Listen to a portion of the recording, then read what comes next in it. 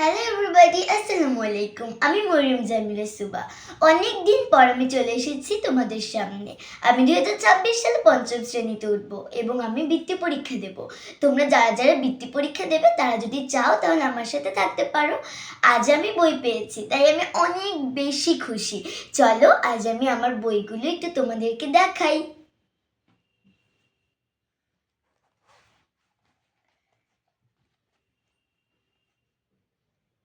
এই যে এটা হলো আমার বাংলা বই। এটা হলো ইংলিশ ফর টুডে। এটা হলো প্রাথমিক গণিত। প্রাথমিক বিজ্ঞান এটা। এটা হলো প্রাথমিক বিজ্ঞান এবং এটা হলো প্রাথমিক গণিত। এটা হলো বাংলাদেশ ও বিশ্ব পরিচয় এবং এটা হলো ইসলাম শিক্ষা।